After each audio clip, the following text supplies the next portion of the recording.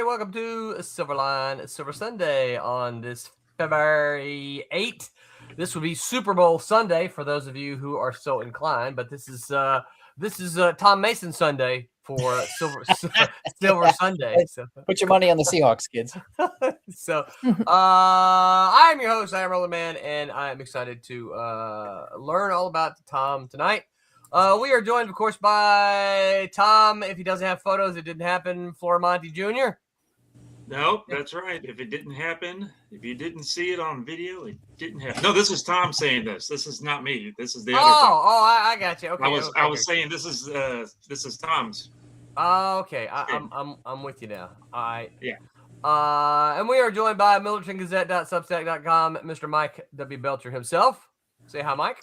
Howdy, howdy, howdy. I am extremely happy to be here for the Mason poll. Yeah. I did shave extra close today.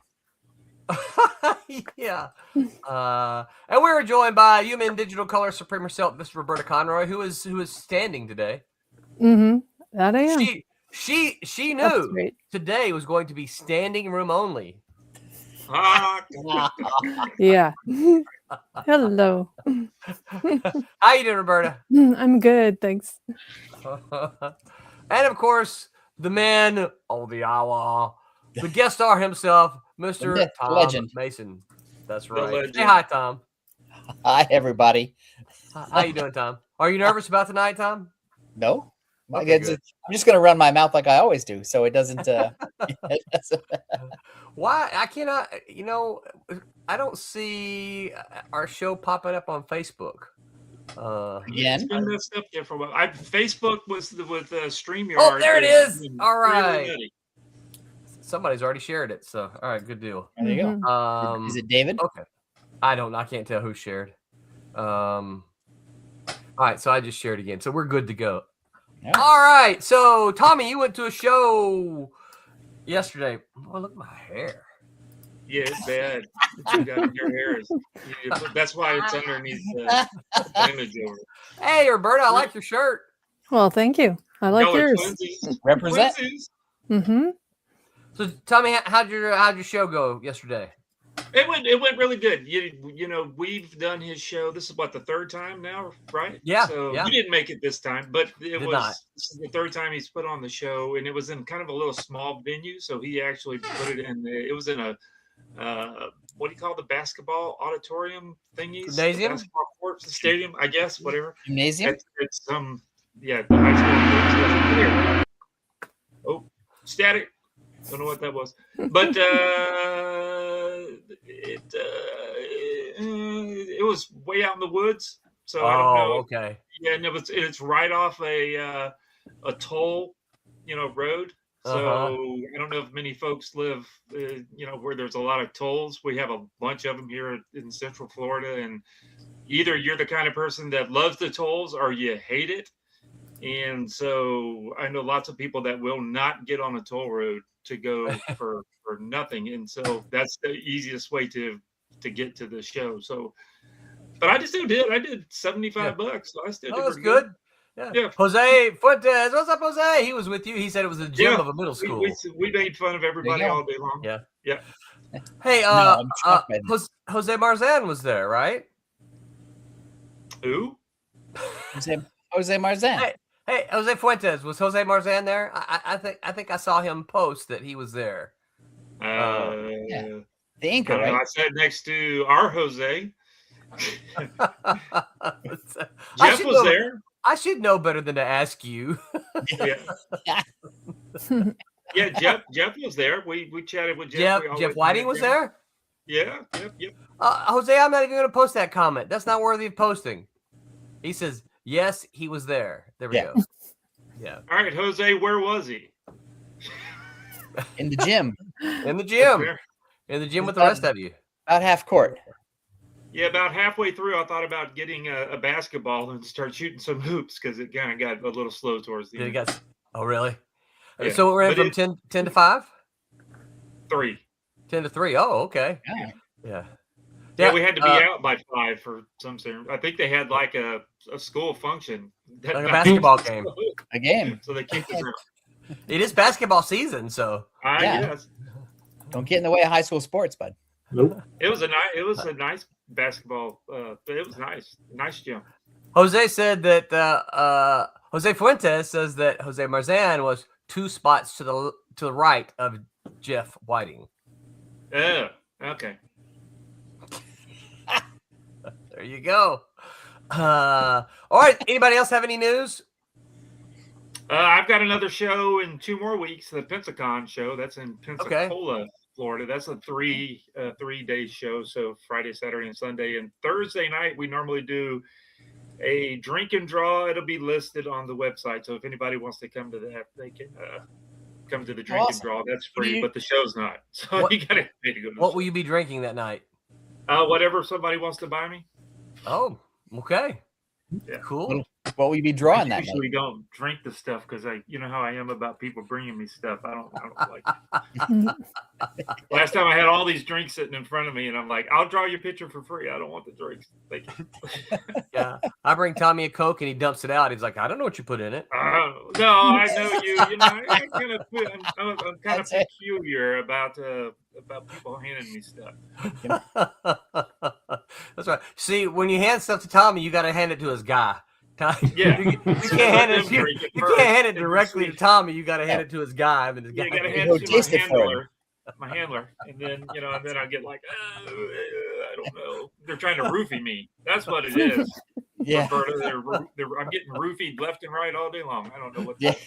Everybody's trying to get you. I can see know. that would be a big worry for you. Yeah. Leave me alone.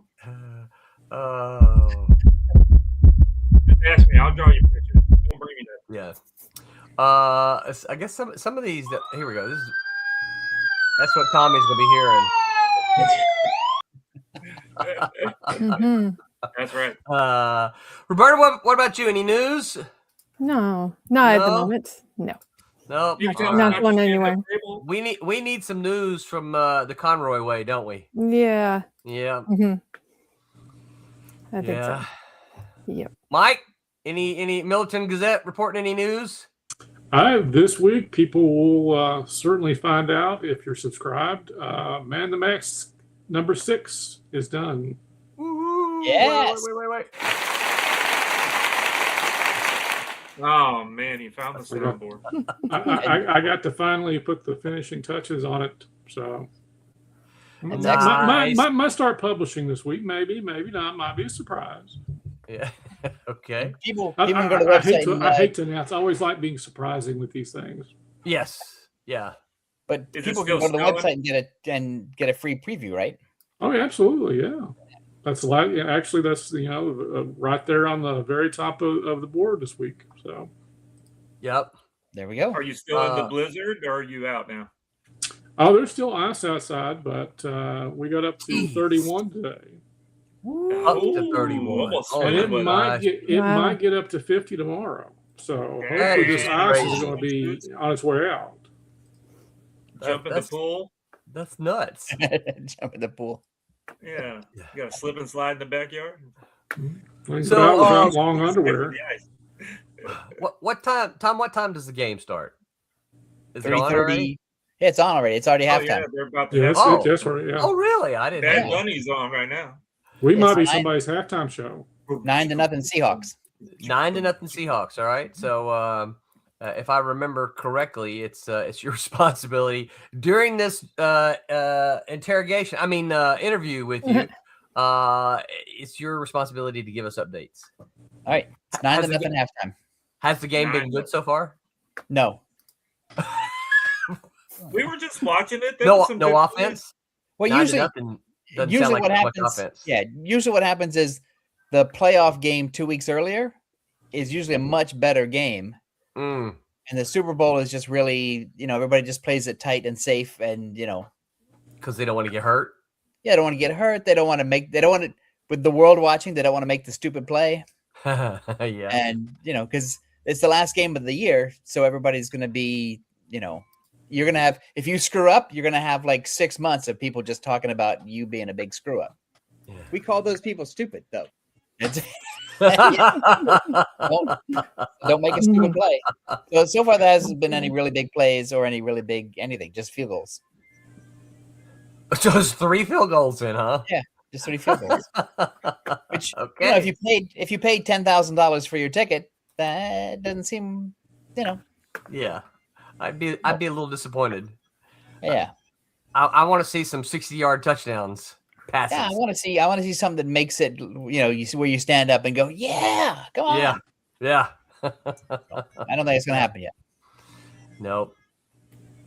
Well, the fun stuff for me is baseball and softball started. I don't think they're season games yet, but I get to see all kinds of videos this weekend about my Razorbacks baseball and softball team. So I'm excited about that. All right. Jose said we're having a heat wave. No, Mike is having a heat wave. Sorry.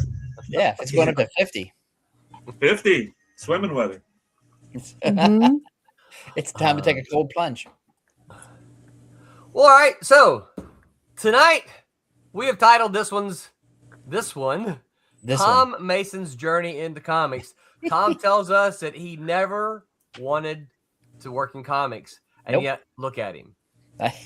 I know, it's somewhere along the way my path got the better of me. So tell us about the wee Tom.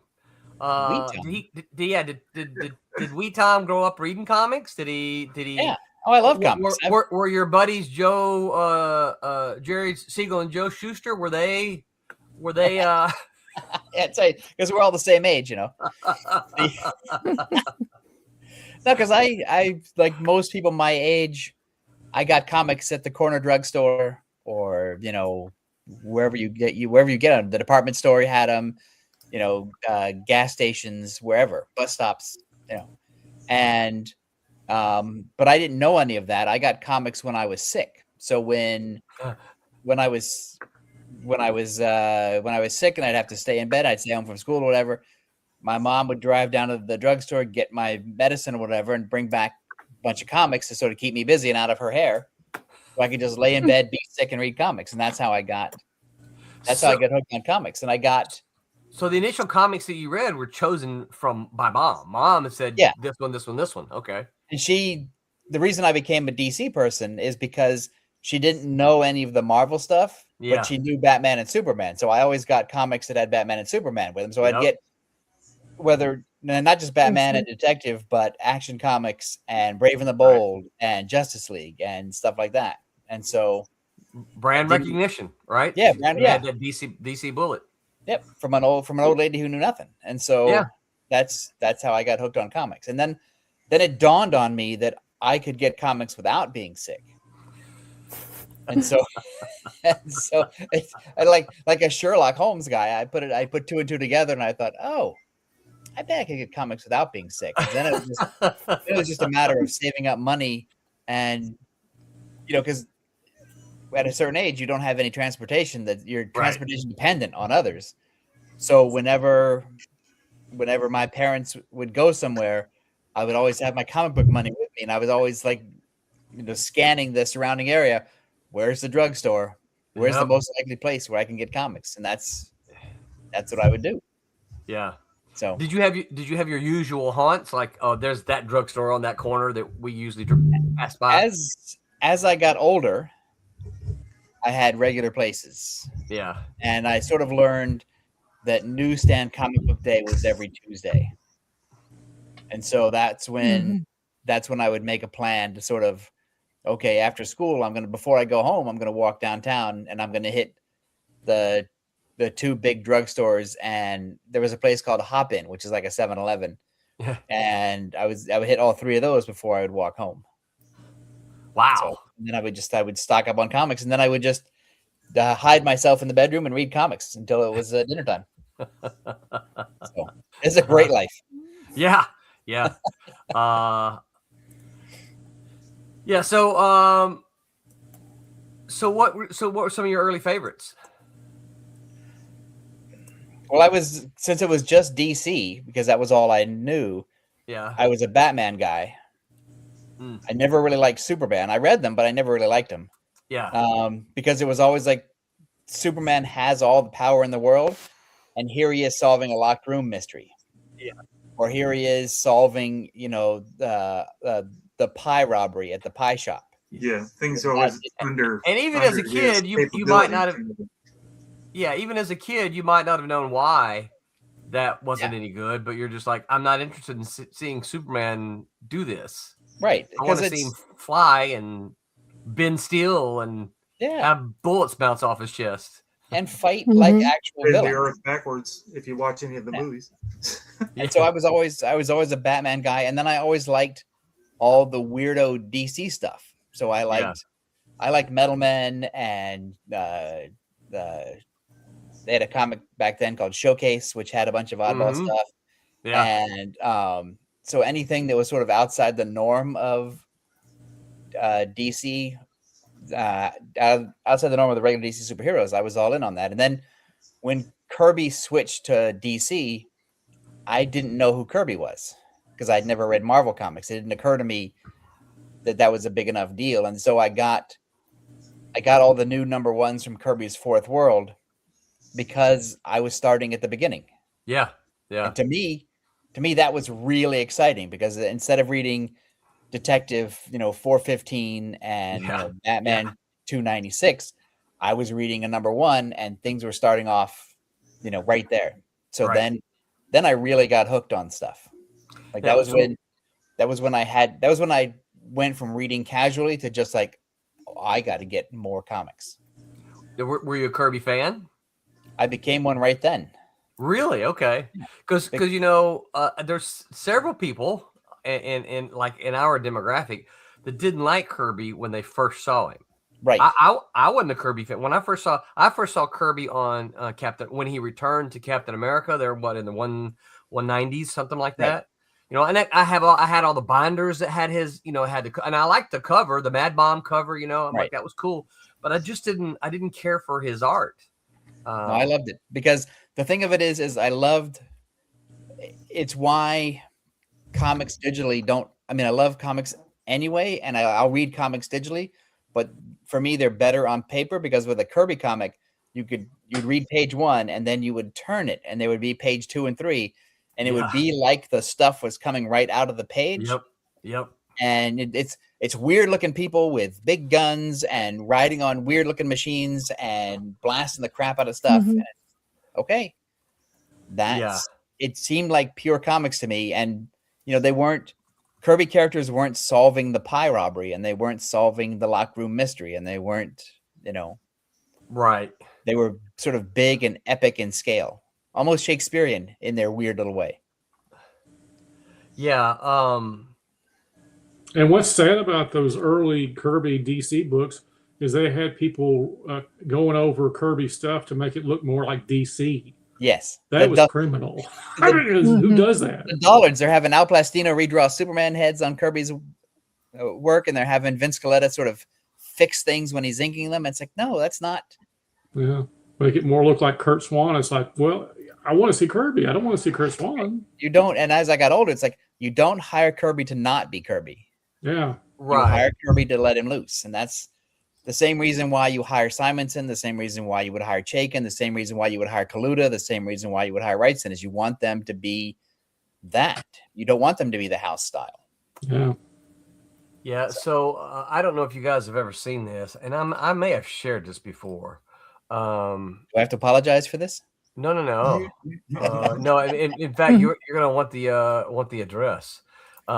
Someone has taken and put together a bunch of Jack Kirby double page spreads. That's Atlas. Cool. And Atlas you just look at that. You can just scroll through them and look at the Kirby double page spreads.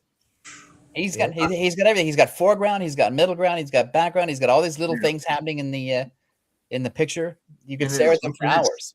Even though it's a static thing, it's got movement everywhere. Yeah. There's real energy there. They crackle. Yes. Yeah. I mean, look at that. Yeah, look at that. That's great. Captain America ones here that are coming up in just a second. Those were really what caught my attention early on. Look at that stuff. I mean, this just, and on the page, those things are just huge. Yeah.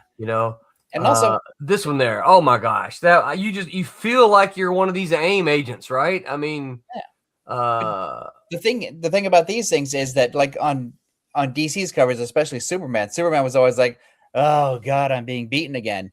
And in Kirby stuff, it's like, even though Captain America is surrounded by all these people, it's like he's still giving as good as he gets. Yeah. Yeah. Yeah. Yeah. So, I think these are just, I don't know who did this, but it's on Flickr. All you got to do is Google Jack Kirby Flickr. Yeah. That's crazy.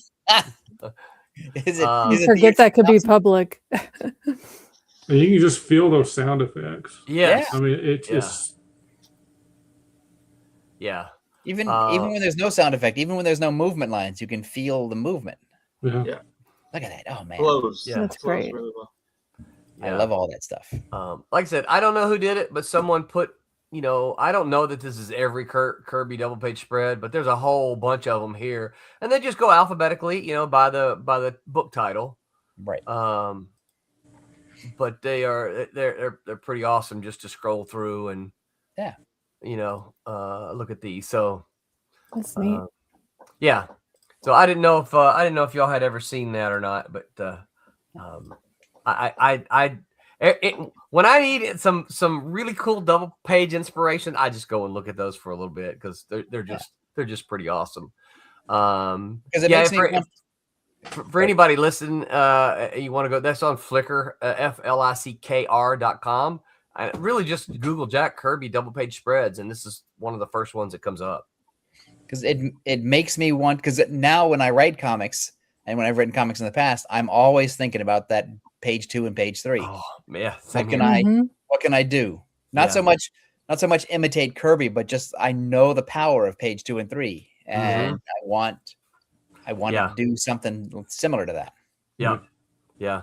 Yeah. I have kind of in general, and as we usually do, we're off the path a little bit, kind of strayed from the traditional page 1 splash, preferring page 2 or page 2 and 3 splash or double page spread. Because I think for comics, comics and movies and television, like if you're flipping around or waiting for a movie to start, I want to know something that catches my interest in that first few minutes or whatever. Yeah. And to me, that's what page 1, 2, and 3 are in a comic book. Right. And so I want to, I want to be grabbed. Yep. Yeah. So that I go to page 4. Yeah, absolutely. Because if someone is flipping, they're gonna take that cover, they're gonna flip to the first page, they're going, oh, interesting, and they're gonna flip again. And if that grabs them, you might get them to plop down their money. Yeah. So, also in a perfect world where people are in comic shops and you go with a friend or whatever, you pull out a comic like a Kirby comic and you open up to page 2 and 3 and you hold it up to your friend and go, dude, did you see this? Yeah. We should get high and look at this. Yeah. Agent Cub said, make sure you go to Flickr and not flick her. Yeah. Oh, come on. Well, good to see you here, Agent Cub. All right, so Tom, so what did you read comics clearly? Yeah. When did you go? If you don't mind us asking, did you go to college? I did go to college. What did you study in college? Was it comic books, perchance? No, because I got laughed at a lot when I would talk to my guidance counselor in high school. It's like, what do you want to be? And I didn't want to be a comic book person. I wanted to be a cartoonist. I wanted to draw cartoons like you would see in the magazine, or have my own comic strip or something like that. Because I was always drawing. So all right. So let's be sure when we talk about cartoons. Are you? Do you mean like the single panel cartoons, like Family Circus? Yeah. Okay. Not like a comic strip. Well, I learned that was really the path to riches at that time. Yeah. But I really wanted single panel cartoons because I wanted to. I didn't draw well enough to draw the same person over and over again. Yeah. Yeah. And I was too lazy to sort of learn, but I could do a single panel cartoon because it changes all the time. And so I wanted to be a single panel cartoonist. I wanted to be in the New Yorker, and I wanted to be in Playboy, and I wanted to be in newspapers and magazines with that. Yeah. And so And I would tell my guidance counselor that, and she'd just be like, I grew up in a really small town. It's like, Jesus Christ, you you should learn to type. You're gonna need something to fall back on. That's funny. And You so- should learn to type. So she wrote on your tape, accounting is what. Yeah, she- accounting, business school, like Yeah. a real job.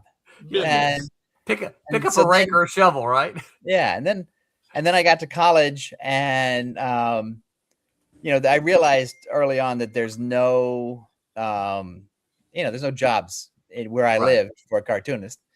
But in college, I got this is so lucky. The college newspaper had a regular cartoon that came out once a week, and it was a superhero parody that was based locally at the college. And that guy graduated, as people do, and that opened up a spot. What was the name of your college newspaper? The Collegiate Times. And Uh-oh. He's going to look. so that opened up a slot, and they had a contest for people to submit, and I submitted stuff because my dad said, all right, smart guy, you want to be a cartoonist? Here's the only opening in Shut up town or shut up. for that kind of thing, so go do it. And so I worked up a bunch of samples, I sent them in, and they called me, and I was one of the 4 people that got a regular comic strip in the paper. And so now I had to write jokes and draw cartoons on a real deadline. So wow. for And you were what were you studying? Design? alcohol. What? Alcohol? Yeah. Well, so Partying. Because- I'm studying partying. well, this will come as no surprise to anybody who knows me, is that I rigged the system in my favor. Oh no, really? Yeah, I'm sorry. Is that what I discovered after my freshman year is that I didn't have to, if I wanted to, I didn't have to follow the path of, all right, you need these math courses and you need these science courses and you need these really horrible things that you don't like in order to graduate. You could backload that and do those at the end. And then in the front, you could put in all the weird stuff that I like. So I took psychology classes, and I took criminal law classes, and I took history classes, and I took all these weird things that were considered electives. So I loaded up on electives for the next couple of years, mostly so I could have a job and mostly so I could work on the paper. And I didn't have to worry about calculus and chemistry and physics and any of that stuff. So I can run 3 out of 6 Jeopardy categories, and the other 3, I'm just the stupidest human being you could imagine. So, because all I really wanted to do was socialize and work on the paper and draw my little cartoons, and that was it. Yeah. Yeah. Because I don't know otherwise, college was just, without that stuff, college was just high school plus, oh, yeah. and I I didn't. hear that. I'd already been to high school, so Yeah, I tried to Google. I found the Collegiate Times online. Clearly, it's modern and not from. you won't get the old. The old stuff's not digitized. No, but I did find someone post on Facebook by the name of Tom Mason a scan of the Collegiate Times of one page. That's Yes. cool. Yeah, I'm assuming that you might have drawn that that one thing on there. Yes, probably. Okay. Is it the interview with me or is it the award? Oh, it's neither one. I need to Oh, find gee. that then. All right. Let's see if I can put that over there and go back to my. Your Google foo is strong. Let's see here. Share. I don't need an extra camera. Screen window. Gotta call one of your kids. Come help you. Yeah, here we It's too go. bad they moved out. They do. Mhm. Yeah. So I'm guessing maybe you drew this right here. No, No, you didn't draw that. no. Well, I'm not sure why you posted that, other than it's from 1980. Oh, it's probably because I used to I used to drink at one of those places. That was The his D- bar that he Oh, hung at. Spankies. Yeah. Well, I noticed that there's a D student night. Yeah, well, that's right here. Great. I was the deist. Yeah, I can't. My Google foo is not coming up with anything. All right. But right here, Agent Cub says, "Are there any examples of your cartoons?" Yeah, I posted a bunch of them on Facebook over the years. All right, So I'll go to Facebook. And any of them that are public, I will maybe share. yeah. Um, So then when I was still in the college paper, we used to have folks because we were close to the Washington area. We'd have folks from the Washington Post come down and talk to us as budding journalists and stuff. And one of the visiting guys said that I should, if I really wanted a career in the business, I should go into design, graphic design, and art direction. And so I ended up becoming the art director on the paper in addition to just one of the cartoonists. So instead of That's just cool. freelancing cartoons for the paper, I was on staff now. I became the art director. And so that was back in the old days when art directors were working, with rubber cement and, X-Acto Paste knives and knives and little picker rulers and blue pens and all the archaic tools of the troglodyte era. yeah. So I good taught days. myself graphic design working on a newspaper. That's great. Yeah. A quick scroll. I'm not seeing anything. Now, I remember seeing at Malibu, I remember seeing it wasn't unusual that if we, as a group went out to eat or something, you're drawing little cartoons on the napkin and things like that. Yes, because I can't. I still do it. I can't Yeah. stop. Yeah. I think I want to say I've seen you do it in the occasional meeting, but yes, I do it that on you, phone. not the one that you were running. No, I do it on phone conferences. I do it all the time. It's because it's my form of taking notes in a way, but it's also my form. If the meeting is really tedious and I don't want to be there, I'll just start drawing. Yeah.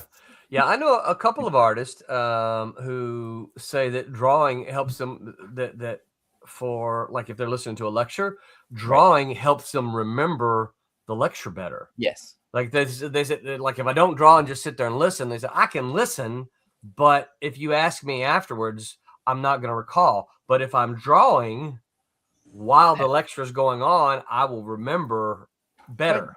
And I used to draw while the TV was on, and I could still recall the TV. Yeah.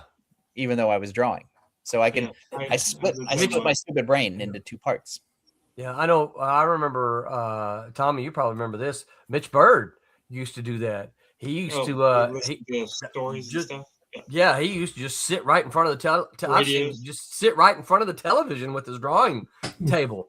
And the thing about it is he wasn't watching, he wasn't watching because you wonder how can you draw and watch the TV. Well, he was drawing and he just look up every now and then, right? And he just draw. But I can sometimes look at comics that I've worked on in the past, especially really in the 90s and stuff, and all of a sudden I can go, I remember what I was watching on TV while I was drawing. Yeah, that's right. Yeah. It's funny you compare that. Yeah, it is funny. Yeah. Agent Cub said, did you have to take those classes that you didn't want to take during your senior year in order to graduate?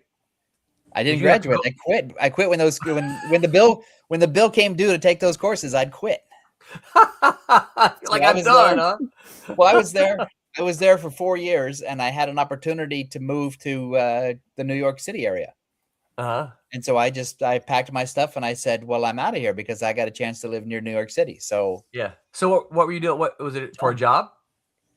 Well, the world is weird. I had gone to like 3 conventions in New York. Comic book conventions? Yeah, comic book conventions over the last couple of years. And I'd met like a ton of people. And I found out that 3 of them were going to rent a 4-bedroom house in Connecticut, in Southern Connecticut. And I was like, I hear 4 bedrooms and 3 people. I could be the 4th. And because by this time I'd also been selling cartoons. So I'd had work published in the Wall Street Journal and TV Guide. And I had just gotten a regular monthly feature in a video magazine of all things. Wow, cool. It was based in New York City. And so I thought, well, the opportunities to move to New York City are not going to come very often at this kind of financial commitment, which is just 1 bedroom in a 4-bedroom house. So Right.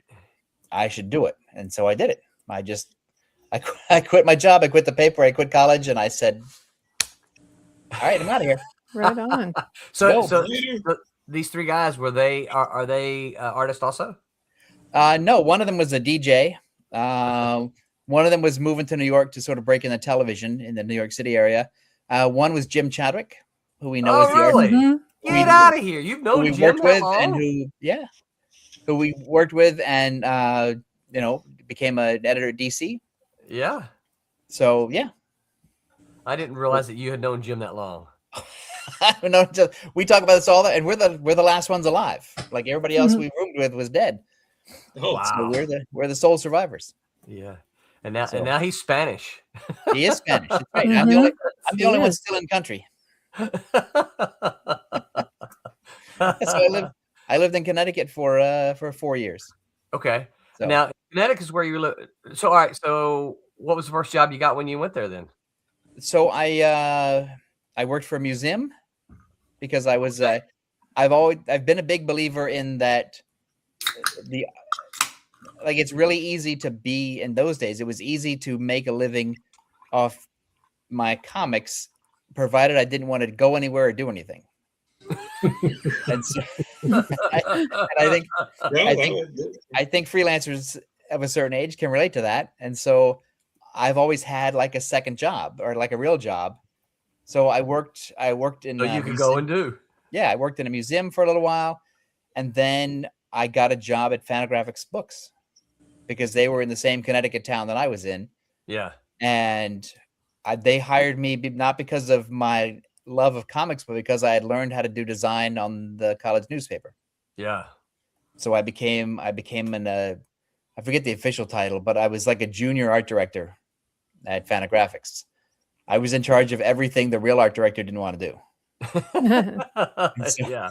And That's so funny. that meant Amazing Heroes and some of the occasional comics that they did. Okay. All right. Yeah, I remember Amazing Heroes. Yeah. I think I've still got a handful of them. Well, depending on who's on the cover, that's how much they're worth. But I did coloring, I did color separations, I did design work, I ran the stat camera, all this out of date equipment. Everything. Yeah. Because Yeah. in those days it was a very small staff and just everybody did everything. Who hired you? Gary. Oh, okay. Gary, All right. Gary Groth hired me, but Kim Thompson was my supervisor, my Oh, coworker, my conspirator. yeah. So Yeah. So you may remember this, Tom, but if I remember correctly, Kim Thompson was an early fan of Cat and Mouse. I think he was. Didn't he give you a quote? Yeah. Yes, I think so. Yeah. Yeah. Yeah. One of the because there were a couple of them, and so I was stoked to hear that. Yeah. Thinking on it now, you probably arranged that, didn't you? Oh no, they hate my guts. They would never do me a favor. Oh, really? Yeah. Oh, so all right. Well, That's Bill T. interesting. Come on, let's go. Do tell. why did they hate your guts? So What happened? So I worked there for 4 years, and Uh-huh. and during that time, Dave Oberich got hired. Okay, Where he became the editor of Amazing Heroes. that's when you met Dave. As I met Dave, and then Okay. and then 2 years into my 4-year run, and 1 year into Dave's tenure at Fantagraphics, the company moved from the New York area to Los Angeles, to Southern California. Mm-hmm. And I went because the art director who was above me in the hierarchy didn't want to go. And I was like, hell, I'll go. Yeah. And so they, Especially if they're going to make you the art director, right? if they're making me, so they made me the art director, and they also paid for the move. And Yeah. so it's like, well, Roland, it's hard to, Hard to say turn no. down. Yeah. Yeah. And so I came out to California, and I ended up working there for 2 more years. And then I I wanted to get fired because Dave was starting up Malibu Comics. Okay. And so I sort of arranged for myself to get pushed out, so that I could go work for Dave. Because David worked there, and then Dave quit, and then Dave ended up at Sunrise, working for With Scott Rosenberg at the distribution place that eventually went bankrupt. And then Dave called me up and said, "Listen, I got Scott on the hook. He wants to start a comic book company. Do you want in?" And I said what I always do. Yes. Yeah. You want to move to Connecticut? Yes. Do you want to move to California? Yes. Do you want to start a comic book company with me? Yes. So it's just like everything just sort of leads to, just say yes to these things. And, I didn't have a grand plan. I didn't have a dream. It's like, Right. But I liked working with Dave, and Mhm. having our own comic book company seemed like that was better than working for, somebody else. So Dave is such an easy target for Exactly. you most of the time too. yeah. And so we started up Malibu Comics, and then the whole Sunrise thing broke, where it was revealed that Scott was backing all these other companies, and then Sunrise went out of business, owing companies a ton of money like Fantagraphics Books, and then it's like Right. Dave and I were now working for the devil. Mhm.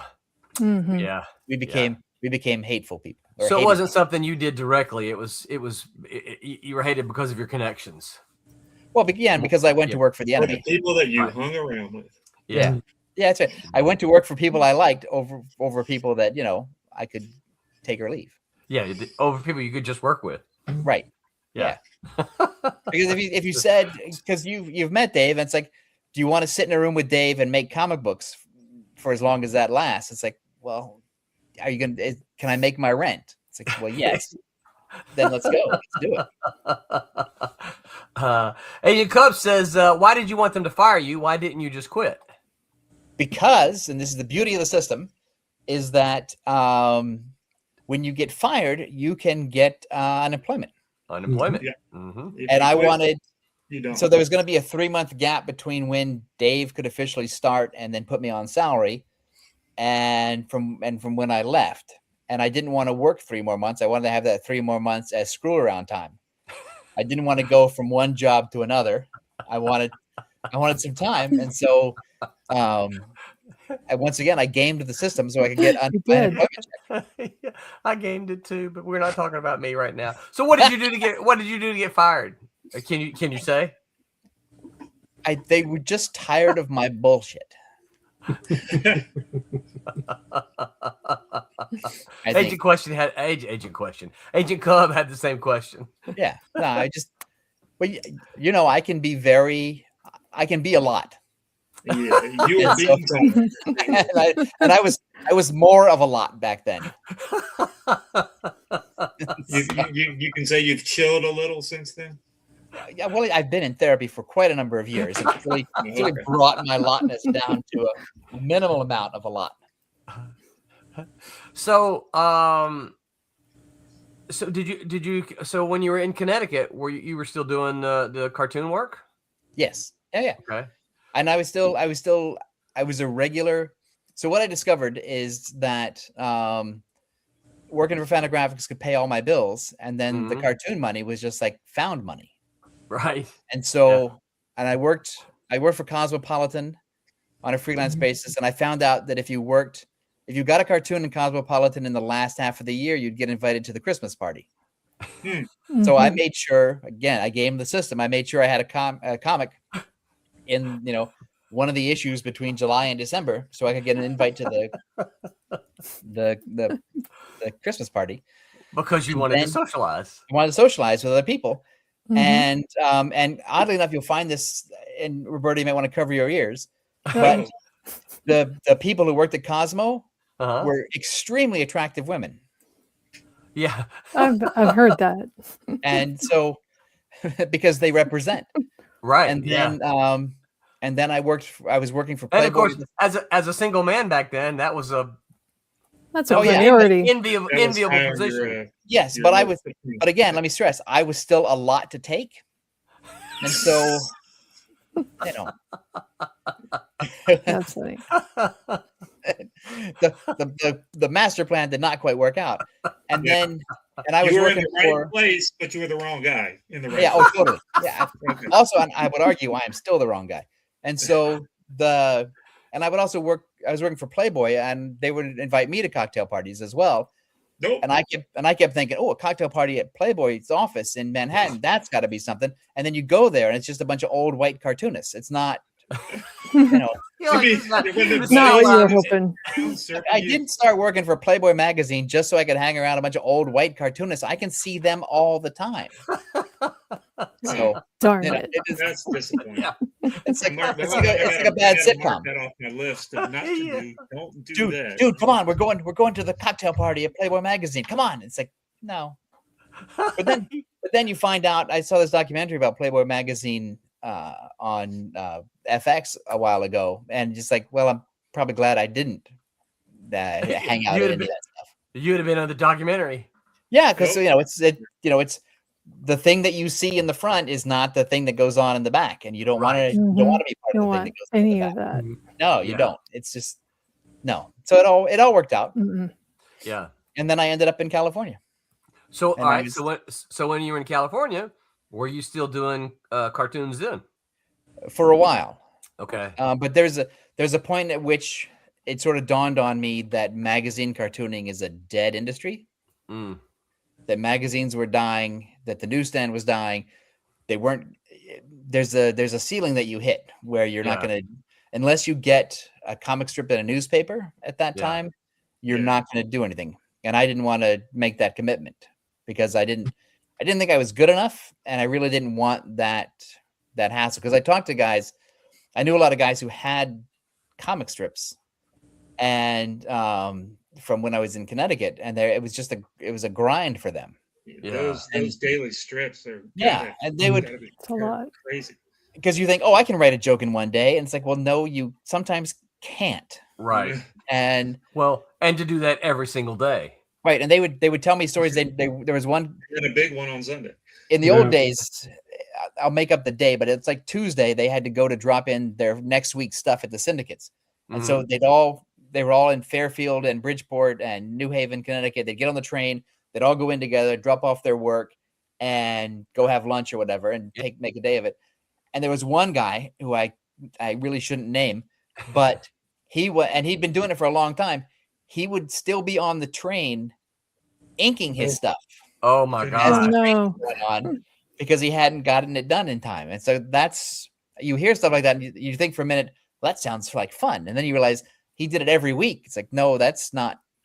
Can you that's not imagine trying to That's how ink he on the developed train? that squiggly Yeah. style that we all love. right? Because the train's going back, side to side or whatever. And we thought that was a choice. No, that was just a necessity. It's Yeah. two different things.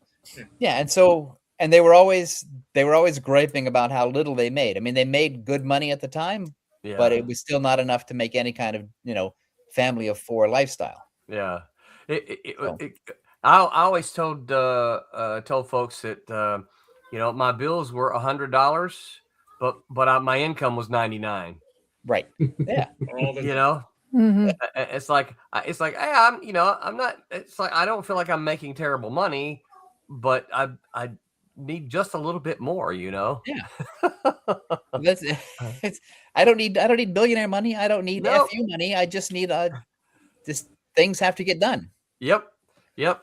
Also, Absolutely. I don't want to work every single day, every single minute of every single day. Right. I don't want that feeling. So Nope. then No. Dave and I started up Malibu Comics, and suddenly I was in comics, which is not where I thought I would be. Because Now, Roberta, I know you're going to have to. I gotta go. Yeah. right, Elsa, Roberta? wait. Oh, before you go, Roberta, Just Mhm. got to get back to the football you game. got a question? Well, unfortunately, at this stage, the questions are more like, I'd like to know where and when you got started with your own comics, like having your own Like Dinosaurs for Hire? part of it, like Dinosaurs for Hire. How did that develop into an idea that you're going to do, and now that's part of your inventory? Okay. I mean, I'll have to answer that after you're gone, though. I know. I'll have to listen. I'll listen in. All right. You'll But have that's to my listen. question. I Shucks. always wanted the origin story of that. so- Okay. Cool. It's Yeah. Dave Obrich's fault. I can tell you that. I think I Great know the talking. story. I think I've heard it. Right. Bye, Have Roberta. a good rest of your Bye, Roberta. talk, and I will be listening. All right. Bye, Hope Roberta. your team wins tonight. God, Take care. Yeah. Do we have a score update? That's still 9-0. Third quarter, 10 minutes left. It's just Oh. the halftime show just ended, I think, because Renee was in really? there jamming on it. Listen, all I could hear was boom, chikum, chikum, chikum, chikum. Bad Bunny. That's he plays the All right, same so song. where over and do you want to go next? Yeah. So I'm trying to fix our. Now that she left, she messed up our. There we go. All right. So you're in California. Yeah. You start Malibu with Dave. Dave starts Malibu and he invites Okay. me in. It's not like I never see it as he tells it differently, but I don't see it as we started it together. It's more like he started it and brought you in. right. He found the money, he came up with the name, he got the office space, and it's just like he knew what to do. And he'd already contacted a couple of writers ahead of time. It's like, and then he asked me. So it's more like, Yeah, I'll join. He got the ball How did rolling. you said found the money? So I'm guessing you're talking about Rosenberg. How did he talk him into fronting the money? So the great thing about investors is that if you tell them they'll make more money, they'll give you money in general. Okay, so that was, And so that's probably why I can't find an investor. I can't look at him in the face and tell him that. without giggling a little. but Dave been working for Scott for a while, and they had one of those. Scott's always a big like corporate retreat sort of guy, and management book guru, and he was always saying things like, where do you see yourself in 5 years, and what do you what brings you joy, and that kind of stuff. And it's like I don't really answer those questions well, but Dave did, and so when one night after work they're having some sort of confab, and Scott asked Dave, where he sees himself going, and Dave said, based on his experience at Fantagraphics, he said, I'd really like to get back into the arena where I'm publishing comic books. I'd like to do something like that. And then he sort of went on to talk about his experience making comic books and how he loved comics and that kind of thing. And then like 2 weeks later, Scott comes into Dave's office and says, all right, if you do it, I'll put up the money. So it's like that. It's that stupid of an official conversation where it's like, wow. Dave, the great thing about it is Dave didn't have a proposal. He didn't have a spreadsheet. He didn't have a P&L statement. He didn't have anything to back this up. It's just like, yeah, I'd like to do it. And Scott said, yeah, all right. And so Scott, at that point, Scott was already kind of back in 2 or 3 other companies. So right? that's the secret thing that I didn't know at the time, is that Scott already had 4 comic book companies that he put the money in out on the East Coast. Amazing, Wonder, Imperial, and Eternity. wow.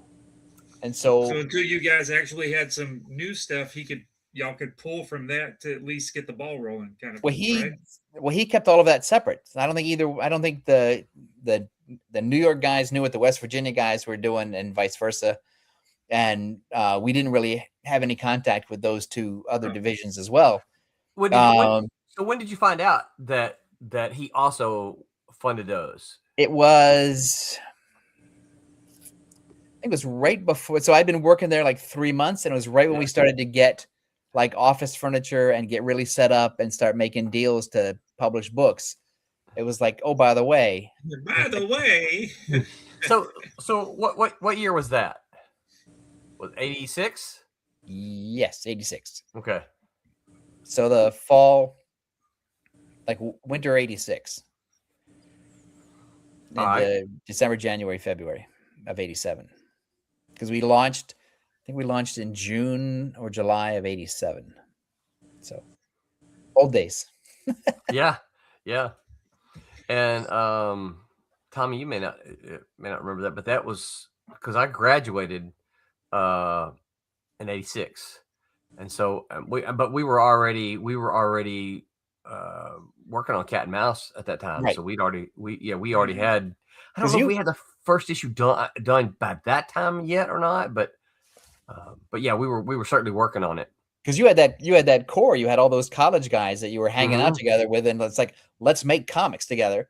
Yeah. We don't have a distributor, we don't have a publisher, we don't have a printer, we don't have any of that. Just make some comics together.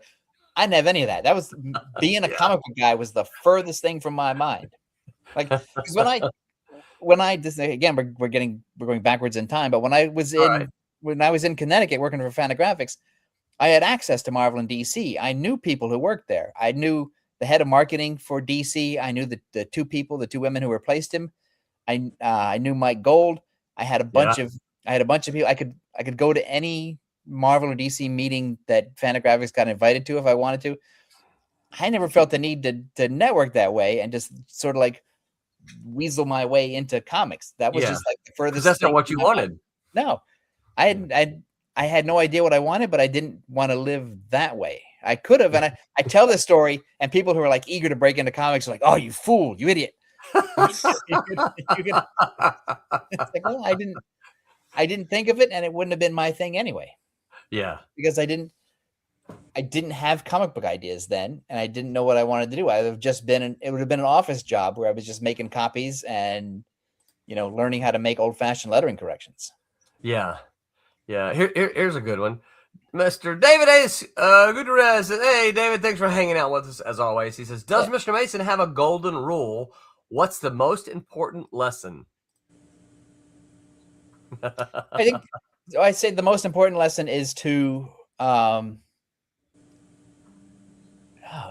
there's really like 3 or 4 important lessons. Because one lesson is to pay your creators. Yeah. And pay them what you promised them, and pay them when you promised them. And if you can't make that, then you got to call them up and tell them when you can pay them. Yeah. But Malibu was always, up until the time Malibu went out of business, Malibu was really good at paying people on time and somewhat early, because that was Ulbrich's thing. And then, but I think the most important thing is it wasn't very much. It was never very much. It was never. You weren't getting overpaid. No. You weren't getting any FU money. I remember exactly what our first books brought us. I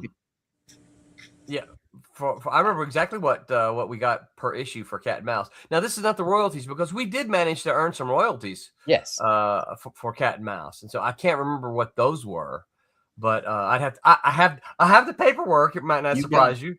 I believe you guys got 20% of the wholesale price. I don't. Yeah, that's because we paid based on the wholesale price to the distributor, not to the cover price. I don't. I'd have to go back and look at that. I don't remember that. I got 20% of the wholesale price, so you must have. that sounds right. Yeah. Yeah, because wholesale price was the money that Malibu got, where the cover price was not the money that we got. Right. Yeah.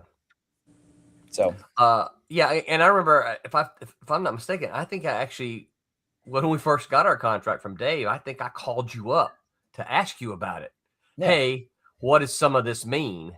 Right. And because I've said it on here before, but what a lot of folks might not realize is I called Tom up a lot to ask him questions. Yes. Hey, Tom, what does internet this mean? Yeah, there was no internet. And I was just some dude from Mississippi going, I don't know anybody who makes comic books. There's there's nobody I can ask. And so, so I'm asking Tom, what does this mean? Yeah. So I became a contract expert to try to figure out what the language meant. So, but I think the golden rule is to just meet everybody. Yeah. Know everybody. Try not to burn a bridge, although I've burnt a couple in my time. But it's a small community, and it's a small community of basically likable people. For the most part. The overwhelmingly most part. Yes. Most people are really helpful, and most people are generous with their time, and most people are just nice to be around. And, as long as you stay in, when you broaden out the knowledge of people, it gets a little disappointing sometimes. Right. But, most comic book people are there for comics. Yeah. And so that's, I think, and also because the more people the better business you have. Like right now, if somebody calls me up and says, "Hey, Tom, do you know any letterers?" I know 4. Yeah. I know them in the sense that I've talked to them within the last month. Yeah. And do you know any colorists? Well, I know 6 or 8 of them. Right. You want a U.S. one? You want an Argentinian one? You want one in the Philippines? I just know. Tom, I've got something that my Lilo and Stitch graphic novel that work that I wrote, I got that because somebody knew me. Yeah. Like Yeah. the guys at Tokyo Pop, the editor of Tokyo Pop called him up and said, "Do you want to do this?" And he was busy doing something and he couldn't meet the deadline. And he said, "No, but I know a guy," which was me. Yeah. And then, that's that. I mean, I didn't have the job at that point, but he opened the Right. door for me to apply for the job and to, wow them in the interview. Prove that you could do it. Yeah. And so that's what I try to do with other people. So I think that's my golden rule, is to always like get my finger in as many pies as possible so that I can Yeah. I can either boost my own signal or boost somebody else, because it comes back to you, not in a way that, oh, I'm going to be this way because it's quid pro quo, but I'm going to be this way because this is who I am. Right. Sooner or later, some of this stuff is going to come back and people are going to say, oh, well, I know this guy. Right. Yeah. And it's funny, Tom, because I know because you've actually talked to my class before. But one of the things that as a university, one of the things that Full Sail does is preach that very thing, is network. Is you have to build a network. And what I've tried to tell them is like, look, here's the deal. People want to work with people that they know and like. It's like, if you say, Roland, here's $1 million, go start a company. Guess what? I'm going to call people that I know. Yes. And people that I like and people that I want to work. I'm not going to just go take resumes. Now, if the people that I know and like can't join me, okay, then maybe the ones who did join me, we'll think, okay, who do we know? Right. But it's still going to start with, okay, Tommy can't ink this. Right. Who does Tommy know? Right. I'm not going to go out and grab inkers. I'm going to grab somebody Tommy knows. And Tommy will do that. I'll ask him, hey, Tommy, you want to ink this? And he'll go, I can't. Why don't you ask so-and-so to do it? Right. Yeah. But I usually do it. You do usually do it. Yes, you do. And so I think that's probably the thing that I sort of carry around, is try not to burn a bridge. Yeah. Try to be as good as humanly possible. And, don't be a dick. Yeah. Try not. Because sometimes you have to be, though. Try not. That's a good golden rule right there. Yeah. And also the thing about networking is, like, I'm not friends with Roland. Hi, Roland. I'm not friends with Roland because Roland can do things for me at any given time. I'm friends with Roland because we like about 80% of the same stuff. Right. And so people mistake networking for meaning I met this guy and now I'm going to ask him to get me a job. That's not what networking is. Networking is just casting a really wide net of people that you like and want to hang out with. And some of them become really good friends. Some of them are just friends. Some of them are acquaintances. Some of them are just people you know. Mm-hmm. Some of them are just people whose work you like. And that's, a network is just all of that stuff. And so that's what I believe. Sorry. I can't. Here's the problem with StreamYard. I can't have my comment thing open and the sound bar open at the same time. Oh, yeah. Back to the sound bar again. Yeah, I would have had the applause, Tommy. Right. So I like this question. Agent Cub says, what kind of work did you do when you started at Malibu? So I would like, because I know a little bit of the progression. What did you do at the very beginning? And then how did your job change as Malibu grew? So at the very beginning, Ulbrich had this idea that we would publish comics, but the comics would be packaged for us by the outside creators. And so that's how we got Dark Wolf from Ari Jones and Butch Burcham, because it came in as a set. Like it was, Ari had written it. It was done. Ari had written it. Butch had penciled and inked it. Butch's wife, Debbie, had lettered it.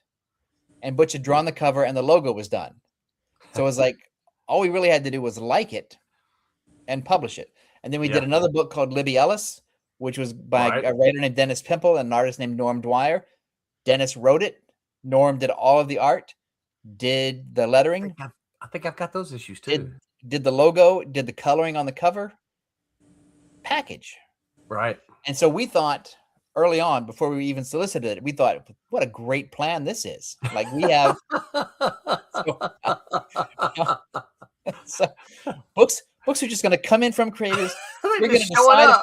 We're just going to decide if we like them or not, and we're going to put them on the schedule, and then the money train is going to beep, beep, beep, beep, beep, back in. And so it didn't work out that way. And so what happened is that we split it. We split the responsibilities in two at that point. Dave was going to be the publisher, so he did contracts, he did creator relations, he did the printer stuff, he did distributor stuff, he did all of that, all the accounting stuff, all the stuff that I hate, right, and that I will never do. I will kick that ball down field until it bites me. And so what I did is I would go out and I would solicit creators for work. I would collect samples. I was looking through art samples. I was looking through coloring samples, lettering samples. I was trying to find anybody who could work for the budget that we have and that would do the work that we had.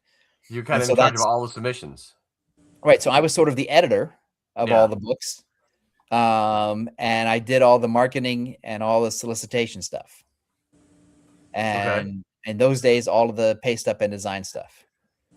And then thank God, after about 6 months of that, once Sunrise blew up, Chris Allman worked for Sunrise at the same time that Obridge was there. And he said, I can't believe you guys are starting a comic book company and didn't ask me. How dare you? Because we've been socializing with him. When I first met him, I knew he was a good guy from the jump.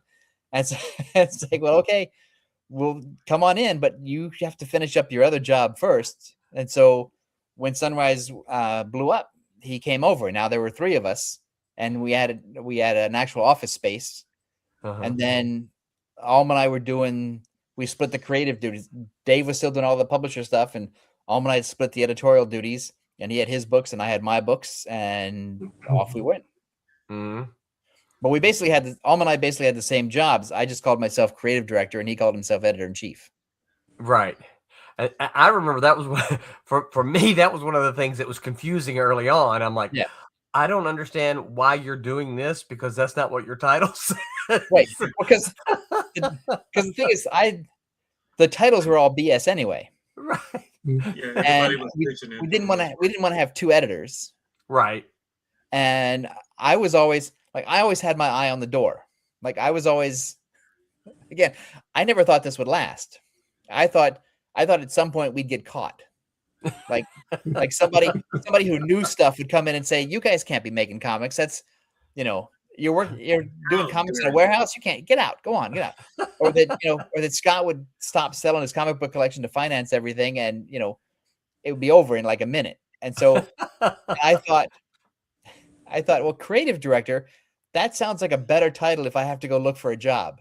Right. An editor-in-chief. It'll look better on your resume. Yeah, it would look good on my resume. So I thought, if this thing blows up in like a month or two, I'll have been creative director at a publishing company. I could pretty much get any job. Right. Yeah. Whereas editor-in-chief sounds very limiting. So that's why I had creative director. Yeah. Because I had my eye on the door. David A. Gutierrez. Oh, he goes, I wish more people were more like those on this call, and Roberta. Well, thank you, David. But 20 years ago, I wasn't like this. So just remember. Yeah, you're pretty much like this. I was a lot. Only on Monday morning production meetings. Yes, well, because that's when the hammer had to fall. It is. By Friday. I've got a question for old Tom. Yes. Y'all ready for it? Ask away. Okay, so I was doing a bunch of research on you, Mr. Tom Mason. Yes. A whole bunch of research, stuff that would fall into like the Epstein files, that kind of stuff, the P. Diddy stuff, Trump's maybe fake news stuff. I was looking for those kind of things. Yes. And then I came across this. Apparently, you had said sometime in the Malibu office. Let me read this. I got it pulled up on the screen over here. I had it said, go down to the courier's office, which was a FedEx place, I think. Yes. Find someone there and beat the hell out of them. What Yes. was that all about? Oh, because the thing is that FedEx. So in the old days, you couldn't send everything digitally. You Right. had to go send it by FedEx, and FedEx would come to the office at. They used to come to the office at like 3:30, and it's like, well, we're not ready Yeah. at 3:30. So we talked to our FedEx guy was a guy named Clark, and we talked to him and said, okay, here's the deal. We have like 7 things going out every day, sometimes 10, sometimes 15. We're not going to be ready at 3:30. Where can you put us? And he said that the best they could do was like 4:30, 4:20. So we were always. I think this is referring to a time when FedEx or somebody lost pages or whatever, and you wanted somebody to go down there and kick somebody's butt. Is what They did that. They lost 2 things over the course of this. They were really good. They were really, really good, except 2 times. Okay, that was old Tom that would say that. New Tom wouldn't say that. No, New Tom would say that too. Oh, okay, all right. But I would. But instead of demanding that somebody go down there, I would probably go down there myself because it's better. I'm gonna get you. Yeah, it's because the thing is we owed, and one was a cover painting that somebody had done that they didn't have a backup slide for, and they had sent the original, which we didn't encourage. We always preferred to send a slide, and they had lost the painting, and then we were on the hook for the painting, so we had to pay, $1,000 out. And then you didn't have something to run either. So 2 things. Right. So we had to get. Then you had to pay somebody to do another one. Yeah. So. Ooh. No. So I much prefer the digital age where it's like if you don't get the email, you can send another email. Yeah. Yeah. You can send it again. Yeah. Or So, did you do this? You could just upload it to my FTP site, which is the oldest of the file sharing technologies. Yep. Which is still around. Yeah. Oh, I'm sure it is. Yep. It's probably owned by a-holes. So when did your job begin to? When did you lose some of the editing task? Was that quickly as was that when Danko came on, or was he the first one that? No, so we each got an assistant. So Alm had an assistant and I had an assistant, and that Yours was Mickey and Dan, right? Mickey and Dan, and so and again, I always thought it was going to blow up. So I was teaching Mickey skills that I thought would help her if she had to get another job if everything blew up. Yeah. So so I was teaching her all the graphic design stuff that I knew, and I was teaching her the stat camera, and I was teaching her all this other stuff. And Alm didn't know how to do any of that stuff and didn't want to learn how to do any of that stuff. So he and Dan were more editorial people, right, than I was. So I was doing more production plus editing plus marketing. And Alm was basically editorial, but also, I mean, we ran the joint. So he was doing that too. Everybody, and again, all 4 of us did every job. Right. So if I say I did marketing, what that really means is all of us had ideas, all of us contributed. I just generally you were the executor. The executor, right? Yeah. And so it wasn't like I ran things. It was more like, well, we all sort of ran things. Yeah. So, so as soon as the Ultraverse, I broke away from editing once the image guys came on board, because I was the image guy for a while with Dave. Okay. And then I became the bravura guy. Right. So I was the bravura editor for a while. And then that pissed off Bob Jacob, who was the co-president of Malibu. So then I became the marketing guy.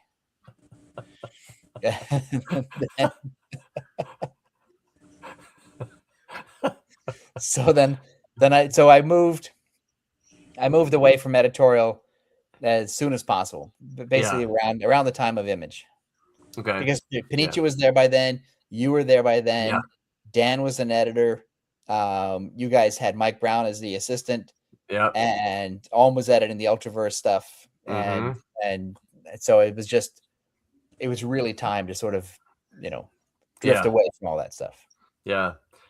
Because I do remember there at the end, you didn't aside from attending the editorial meetings and things like that, which you didn't even always do then. Right. The marketing was basically all yours. Yeah, because I mean, I like to be in the editorial meetings for the Ultraverse just because I like to see what you guys were doing, but not, and to see if it would work. Like, here's a marketing angle you might consider if Right. you're doing X. Yeah. But it was not because I had any sort of authority. I just like to know like everything. I like to know everything that's going on. Yeah. So. Yeah. I don't remember how long I was there at Malibu before I realized that that y'all had founders regular. I want to say weekly founders meetings every Tuesday for breakfast. I can't tell you how long I was there before I realized that was a thing. Since day one, basically, all four of us would get together, and we would go over all the charts and the graphs and the print runs and the paper and what's right and what's wrong and how are we going to fix this and and see, because I rarely saw Scott. Right. I mean, I saw him obviously, but it's like you, Dave, and every day, every single day. Yeah. I mean, there would be days go by that I wouldn't see Scott. Scott was busy doing Scott stuff. Yeah, he was, and he was separate. He had his, because remember I joined at the Newberry Park. No, I'm sorry, the Westlake Village office. Westlake Village one, the Sterling Center Drive. Yes. And so there was that long hallway. Scott was on one side, everybody else was on the other side. Scott's job was to meet with all of the people that I hate to talk to. It's all the licensing people, it's all the merchandise people, it's all the movie producers who think they're going to make us rich. It's all the business to business a-holes that come in, and it's all the phony celebrities who used to have a show in the 70s who want to do a comic. It's all of that stuff. It's like, Scott, these are your people. You meet with them. Go ahead. I was going to say, David A. Scuderiz has a great question here. He says, "What's a do-over moment you wish you had?" Oh, that's a great question, David. And actually, if there's more than one, throw in more than one. I can think of one because I talk about this all the time with Alm and Dave. Is that we had the authority to greenlight projects. Mm-hmm. Like we could, and we didn't take advantage of that for our own selves. Yeah. Like we didn't, like I created Dinosaurs for Hire and Alm did Battle Armor and that kind of stuff. But it's never, we could have put all of our ideas through the pipeline, like at any time. Yeah. And the sales would have been just as good as anybody else's book.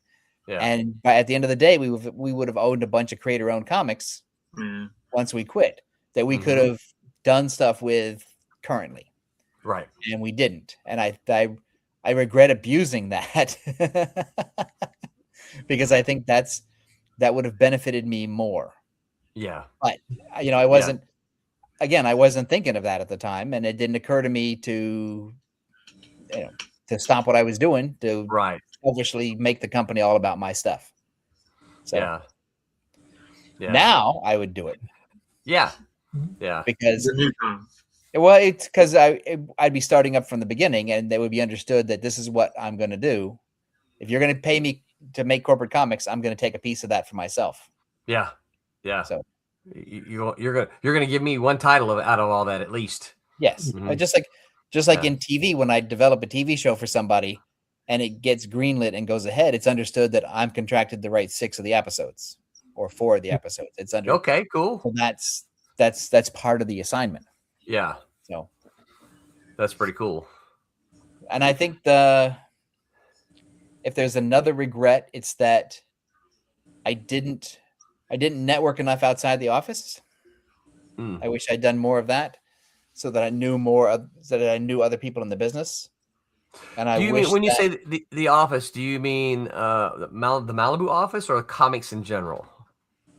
Well, I wish I'd networked. So I wish I'd gone to those meetings with all the licensing people that I don't like. Yeah.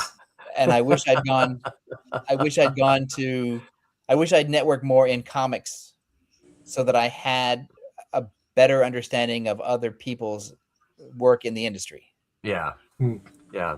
And so because again, when it does all blow up, that's I want to know more people. And so I wish I'd known more people at the time, and I wish I had, kept in better touch.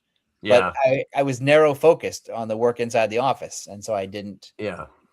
Yeah. And- Well, I'll say one of the advantages that I did take advantage of being at Malibu is that opened a lot of doors for me to have conversations with creators who might not have Yes. talked to me otherwise. Yes. I had conversations with, and of course, he did end up doing a cover with George Perez. I had conversation with John Byrne. Right, these Right. are people that probably would not have had a conversation with me otherwise. Yeah. Had I not been able to say, hey, I'm an editor at Malibu.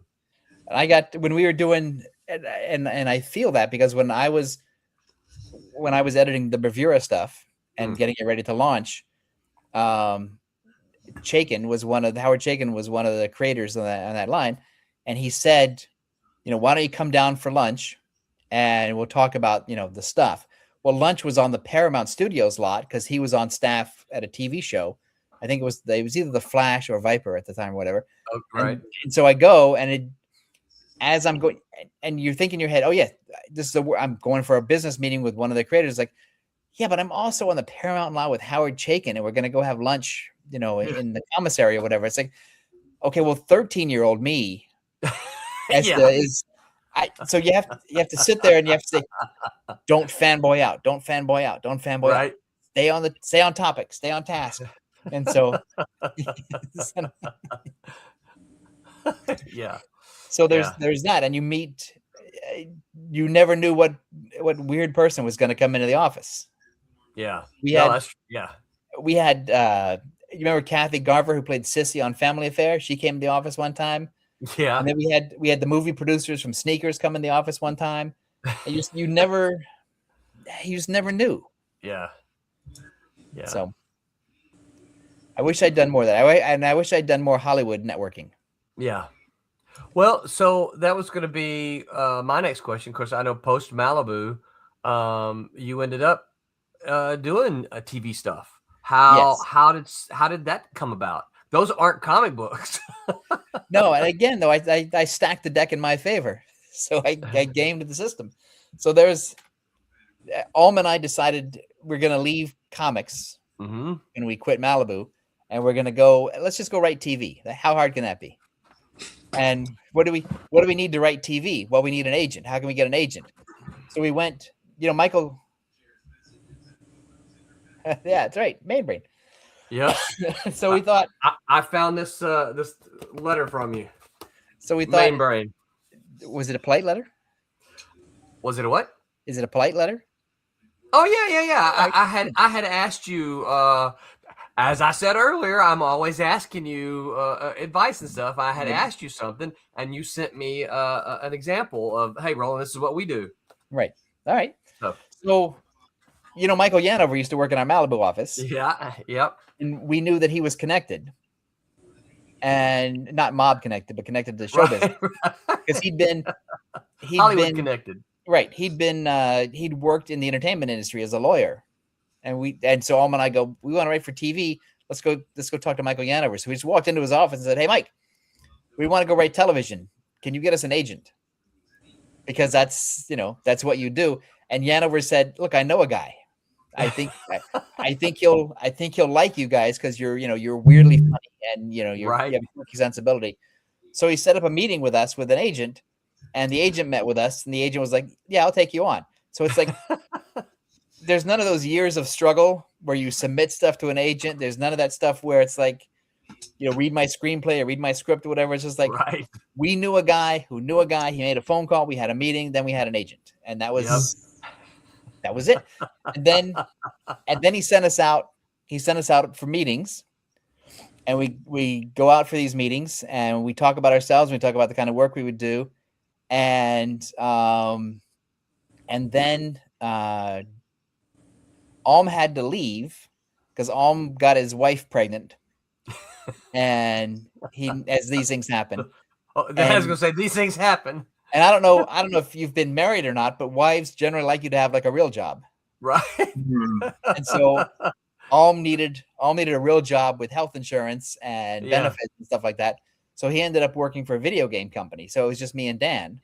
Right. And then Dan and I got a job working on a TV show called Ace Ventura: Pet Detective. Right. And then we had turned in our outline, and then our boss, our head writer, he quit because he had just sold a show to Fox and he couldn't do both. And that guy was Seth MacFarlane, and he had sold Family Guy to Fox, and he didn't know. The producers asked him who could take over, and he recommended us to take over. So before we'd even written our first script, and before we'd even gotten our script accepted, we were now running the show. So, because the producers called us into a meeting. They said, "Hey, Seth recommended you. Do you know how to run a show?" And we said, "Yes, we absolutely do." And then go talk to somebody. And so then, okay, well, you guys are hired. So we became head writers without ever having written a script. So it's just dumb, stupid luck that can't be recreated. Mm-mm. So that's where I am. If you want to know how to break in the show business, I'm not your guy. But it all goes back to the thing we said earlier. It was because you did network, right? You knew a guy, that guy knew a guy who could get you something, right? And I hadn't pissed off Michael Yanover at a time when I needed a favor from him, right? So yeah. And then he recalled that favor later when he started what was it called? Flypaper Press. Okay. He needed a bunch of, which was a comic book company that he had started up with Panicia. Oh, I didn't realize that. And Yanover called us in and said, "Look, I need X, Y, Z. Can you do X, Y, and Z for me?" And it's like, "Well, you got us an agent, so yeah." Like, and even if he hadn't gotten us an agent, I would have still done it, right? Because it's how things work. Yeah. So now Flypaper Press, are they still around? Oh no, they went. They got one movie made, which I think they did a comic called Bulletproof Monk. Oh, okay. And they got that turned into a movie. And then I think Panici got rehired by Marvel. Okay. Because I think he's still at Marvel. Oh, he's been at Marvel a long time. He's been at Marvel like 30 years. Yeah. He's like a senior editor over there. Yeah, he's one of the longest tenured ones over there now, I think. Well, he keeps his head down. He does good work. Mm-hmm. And so, unlike, say, me, and then Yanover is I looked him up on LinkedIn. He's on LinkedIn now. I forget what he's doing, but he's back in the legal game.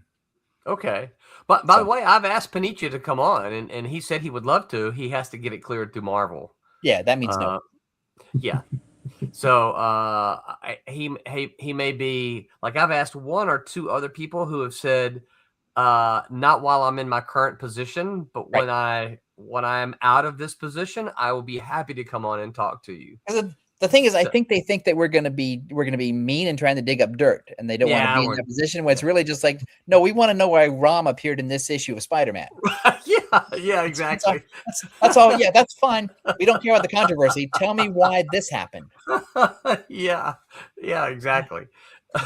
And I tell them that all the time, and I'm like, look, we just want to, like, what was the first comic book you read? Right. Which one did you read that said, I want to do that? Unless you can't control yourself, you're going to get out unscathed. Yeah. Yeah. So clearly, Tom, you love comic books now. I have comic books now. You love comic books now. I've always loved comic books. I have not wavered from that. And I still love going to the comic book store whenever I see one and just seeing what other people are doing. Yeah. And even if I don't buy it, because I just don't have the space anymore, I love to sort of flip through it and see what the new style is, see who's coming up, see what people are doing.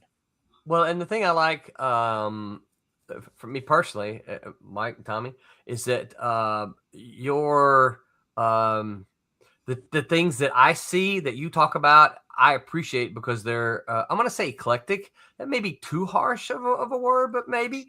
But it's not the stuff that you don't send me the latest Batman. You don't send me the latest Superman. You're like, hey, Roland, check this out. This is a little bit different, right? I like the weird stuff, and you like the weird stuff. But I also understand that you may not like it, and that's Yes. okay. Doesn't mean you're wrong. It just means like I took a shot and I missed. Yeah.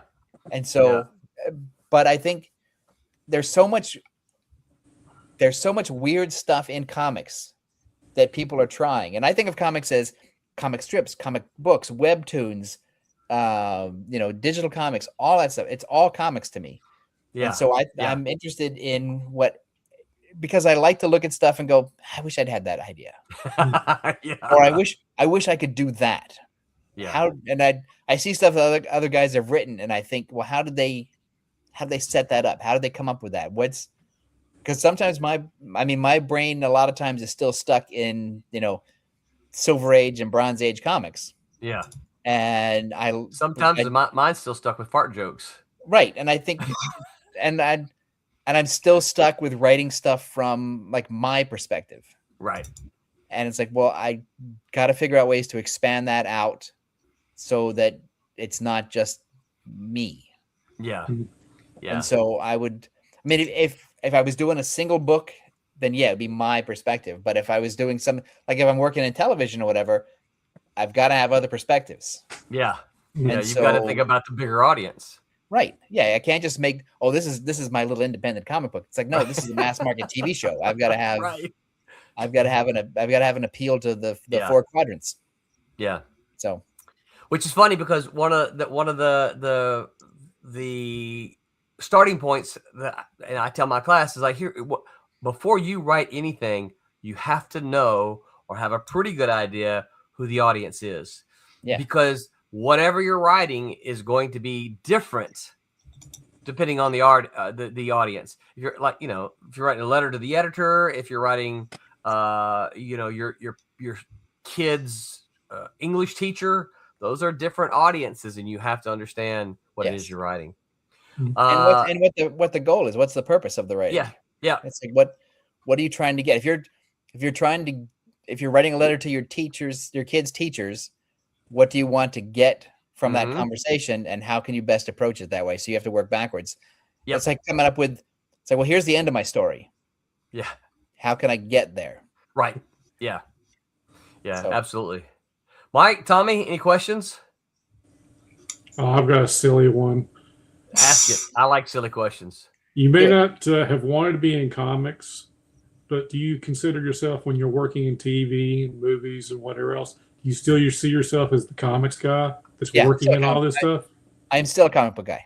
Yeah. And I still think like comic books. I still think visually. I still think I still think in panels. I'm not really a TV guy. Unless you have money and you're hiring me and you ask me, hey, are you a TV guy? Then yes, I am definitely. Yes, sir, I am. Yes. I am. I can also ride a horse and I can scuba dive. And so, whatever you need. And so, but I think I still know how to parachute. I know how to do everything. I'm still a comic book guy because comic books are like my first girlfriend. Yeah. It's like I don't forget the thrill of reading comics for the first time, and I don't forget the thrill of finding a new title that I like or a new creator that I want to follow. Yeah. And I still think comic books. Yeah. And even when I talk to people, there's a couple of people that I'm thinking of collaborating with in the coming year. It's all comic book stuff. It's not TV stuff. And so I want to make more comics. I want to do more comics. Yeah. I don't necessarily want to do more TV, except for the money. And if you ask me, do you want to do more TV? Then yes, I do absolutely want. Yes, you absolutely do. Yeah. Nothing can make me happier. Because you do like to keep the lights on and keep the table or the refrigerator full, right? Yeah, and I don't want to have to have a GoFundMe because I can't pay my light bill, and I think that's. Oh my gosh! Yeah. So I feel sorry for people who have to do that, but I don't want to be one of those people. And so, if you need a whore.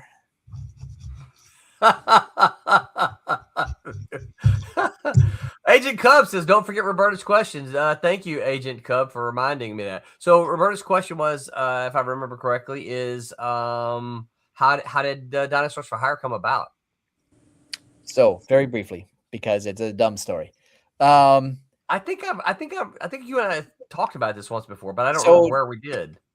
I met Jan Sternad because he worked for Fantagraphics too. He had an imprint called Upshot Graphics, and he had done Dalgota and he'd done a couple other stuff. And he broke off on his own, and he had done a company called Mad Dog Graphics, and he was publishing comic books from friends of his, which we all do. Yeah. And it was me and Jan and a guy we knew, Mike Valerio, who worked in television.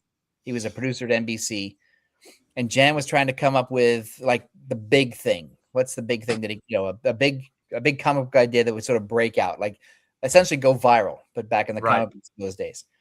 And Mike Valerio pitched an idea called Elvis Undercover. And it was basically, if you've seen it, there's a picture of Elvis Presley getting an award, a sheriff's badge, honorary sheriff's badge from President Nixon back in the early 70s. They're shaking hands and he's presenting him at the White House, whatever. And Valerio's pitch was, as crazy as Elvis was, what if Elvis took that seriously? What if, when he wasn't touring, he was out riding around in an old Chevy, pretending to be a sheriff and pulling people over with his badge, being a cop. And so we thought that was hysterical. We thought that was one of the best ideas we'd ever heard. And Valerio was going to write it, Jan was going to publish it, and I was going to laugh at it. And and Mike got about 3 weeks into writing it, and he blanked on it. Yeah, there it is. I mean, look at that. That's so great. It's chubby Elvis and Nixon, and Presley, by all accounts, is high as a kite here, and he's getting an award and a sheriff's badge. And so he's like, "Where's my car?" Yeah. So Valerio got stuck, and he couldn't write the script, and he said, "I'm sorry, Jan, I can't do it." And I said, because again, that's who you are. Who I am. I'll do it. And so, give it to me. And so I didn't know how to write comics. I had never written a comic book before, but Jan sat down with me, and Jan walked me through it. Basically, he said, "Here's A, B, C, D," very briefly, like a Cliff Notes version of how to write comics that he gave me in like an afternoon over lunch. I went away. I wrote it. He liked it, and then he gave me. So I still have the copy of the script that he marked up, and where I had to make changes and edits and stuff like that. And then I did a second draft, and he really liked it, and he hired an artist named Don Lomax to draw it. Oh yeah! And, wow. And he was great at drawing like the fat Elvis with a big gun. And I got the pages downstairs somewhere. There's like 5 or 6 pages that are done. We got written up in the Los Angeles Times because they had heard about it and that we were doing a fat Elvis comic. And then Jan got scared. And the Elvis estate, I don't know if you guys know this or not, the Elvis estate is incredibly litigious. Yeah. And very protective of Elvis. Very protective. And so Jan was like, I don't want to lose everything. So I understood, and no hard feelings, no harm, no foul. I still wrote a script. I put it in a drawer. And then about a year later, Dave and I are sitting around the Malibu offices going, we need a big idea. idea. And I said, what do I said, well, I have this script. Because we're always short on the schedule. We always need X number of books on the schedule to make the magic number. And I said, well, I have this script called Elvis Undercover that I did for Jan that I still own, but I don't think we should do it because of the Elvis people and blah, blah, blah. And Dave agreed. And then Dave said, what if you changed Elvis into something else? And I said, what do you mean change him into something else? And Dave said, what if he's a dinosaur? And then we thought, well, that's so stupid, it just might work. And so then I took the script and I reworked it, only instead of 1 dinosaur, there were 3 dinosaurs. And so it's basically the same script, except as 3 dinosaurs instead of 1 Elvis. And that's how it became Dinosaurs for Hire. Dinosaurs for Hire. But again, it depends. Jan ran into trouble getting a writer. I volunteered. Dave and I needed a project for the schedule. I put up a script, but then Dave suggested it was dinosaur. And so I ran with that. And so it wasn't, at every part of my life. It's always, I've always depended on the kindness of strangers and friends. So I know the answer to this one. Agent says, "Do you still own Dinosaurs for Hire, or does Marvel?" I still own it. Yep. And It was a creator-owned book. creator-owned Malibu, yeah, that's it was a creator-owned book. Malibu did a lot of creator-owned books. Marvel didn't get those. And so what happened is that Malibu Comics had certain rights. They had publishing rights to Dinosaurs for Hire Right. after I quit. And but I also had veto power. So Marvel couldn't publish anything with Dinosaurs for Hire in it without my permission. And they never asked, and I would never have given it. I just ran out the clock. And so when the clock ran out, I wrote them a letter and said, "All right, tick-tock, this is mine now." And they said, "Okay." And so it's back to me. And I've been sitting on it. Yeah. Because I'm not as angry now as I was then. And but there's still a lot of stuff to make fun of. Well, yes, and I actually have a pretty good story for bringing them back. Oh, good. I just don't have I don't have the courage yet. Yeah. Because the market. I mean, there are a lot of guys I know who had a comic book in the 80s and 90s who come back with their comic and they're like, "It's me, I'm back." Yeah. And it's like, I really want to figure out a way to rework it for like 2027. Yeah. I don't want to just redo a 1990s idea in the same form. And that's what I haven't. Right. That's what I struggle with. I don't want to, you liked it 40 years ago, you'll love it now. Right. It's like, no, it's a whole, it's like when Robert Downey Jr. redid Sherlock Holmes. Yeah. It's like they didn't redo it as the stuffy old Victorian detective. They had some fun with it and shook the dust off of some of the tropes. And I want to do something like that. Yeah.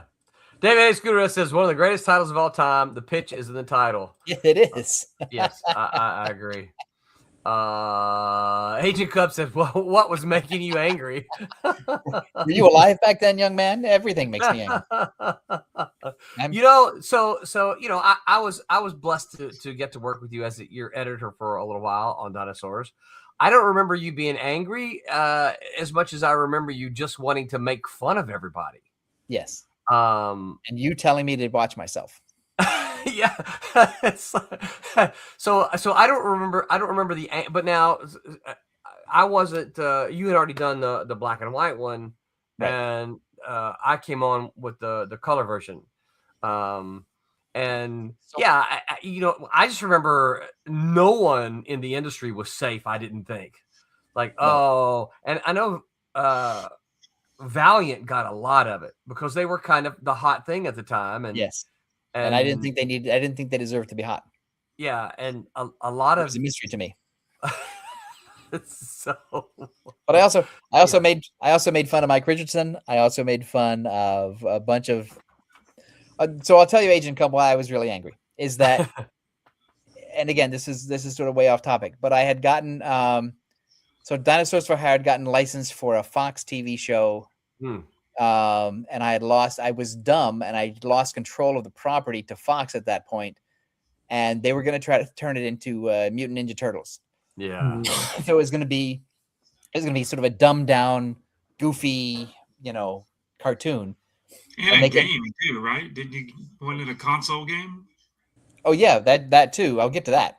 And but the Fox people kept trying to turn it into the next Turtles, and Turtles meaning the 80s cartoon, not not good Turtles. And they kept calling me in saying, this seems really rough for children. And it's like, it's not for children. It's not for children. Right. Yeah.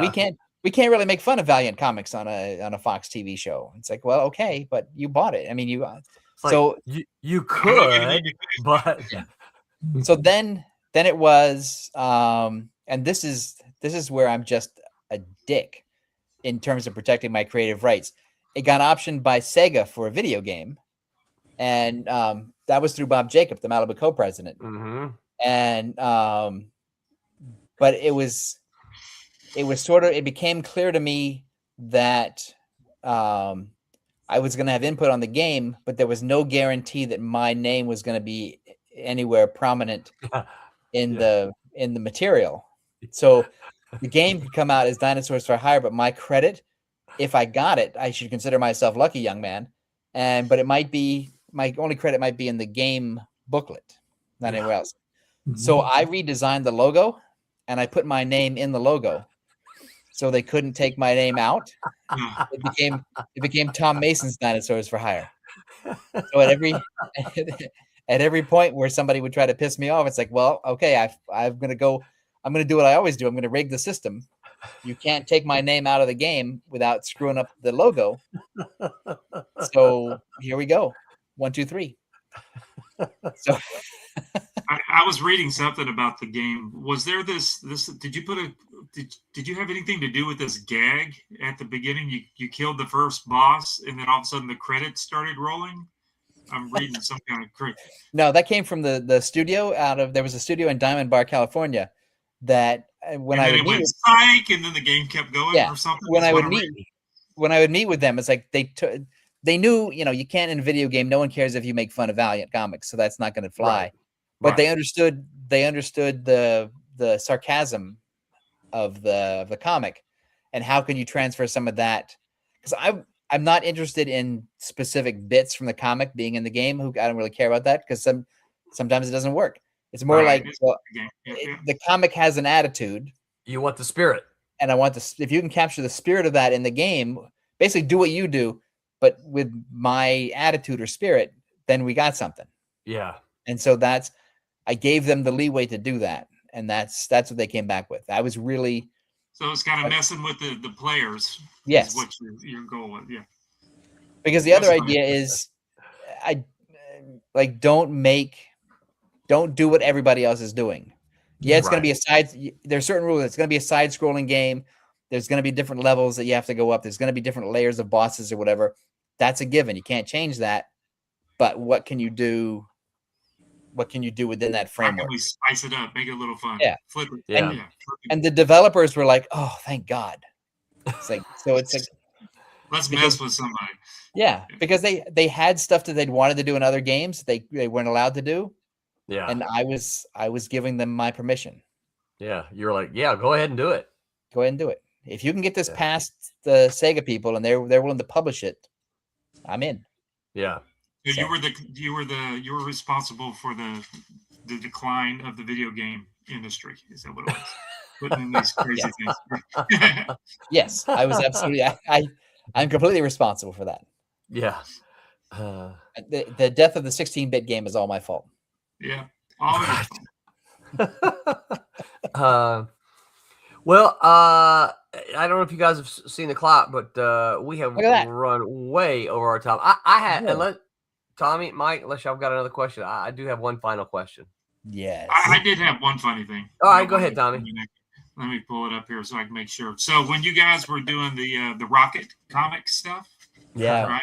Okay, so you were doing some, we're talking kick-ass stuff. You were doing Metallica, Pantera, Black Sabbath. Who came up with Lita Ford? I know that Roland got the right thing, but why Lita Ford? Oh, so first of all, have you seen her? Because she's hot.